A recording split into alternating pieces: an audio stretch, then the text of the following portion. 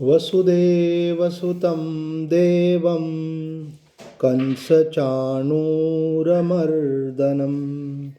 देवकी परमानन्दं कृष्णं वन्दे जगद्गुरुम्।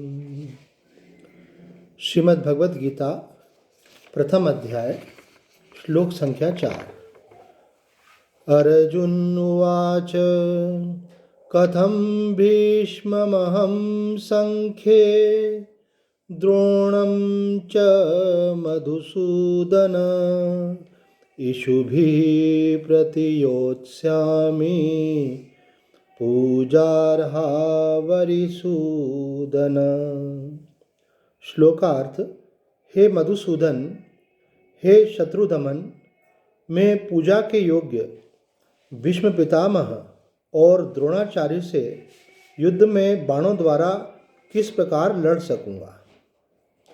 हमने देखा कि भगवान श्री कृष्ण ने अर्जुन को कहा कि तुम अपनी कायरता को त्याग कर, हृदय की तुच्छ दुर्बलता को त्याग कर अपने कर्तव्य कर्म के लिए उठ खड़े हो।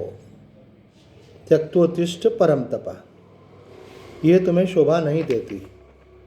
तब अर्जुन यहाँ इस बात का स्पष्टीकरण देना चाह रहा है कि मैं किसी कायरता अथवा भय के कारण युद्ध का परित्याग नहीं कर रहा हूँ, बल्कि जो मेरे कुल के संबंध से अत्यंत आदरणीय भीष्म पितामह हैं और विद्या की दृष्टि से अत्यंत आदरणीय आचार्य द्रोण हैं, उनके साथ भला मैं कैसे युद्ध कर सकूँगा। और यहाँ भगवान को जो दो संबोधन दिए हैं वो है मधुसूदन और अरिसूदन। मधु और केटव नाम के दो राक्षस थे जिनका भगवान ने वध किया था, और भक्तों की रक्षा के लिए शत्रुओं का नाश करने के कारण भगवान का दूसरा नाम अरिसूदन है।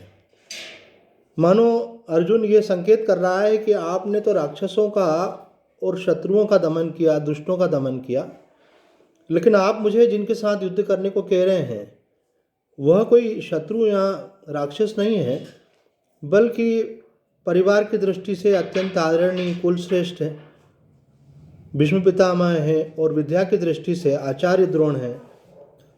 बताओ फिर मैं इनके साथ कैसे युद्ध करूं। मधुसूदन सरस्वती कहते हैं कि पूजनियों के साथ तो कीड़ा के स्थान में भी उन्हें हर्ष उत्पन्न करने वाले केवल वाणी मात्र से लीला युद्ध तक का करना अनुचित है, ऐसा अर्जुन का अभिप्राय है। तो वो कह रहा है कि फिर युद्ध भूमि में बाणों के द्वारा उन पर प्राण त्याग कर देने वाला प्रहार करने की तो फिर बात ही क्या है। ऐसा कहा जाता है कि गुरुम हम कृत्य त्वम कृत्य इत्यादि वाक्यों से शब्द मात्र से भी गुरुजनों का द्रोह अनिष्ट फलदायक होने के कारण निषिद्ध माना जाता है। तो उनके साथ बला संग्राम करना अधर्म और निषिद्ध है, इसमें तो कहना ही क्या। ऐसा मानो यहाँ अर्जुन का अभिप्राय है।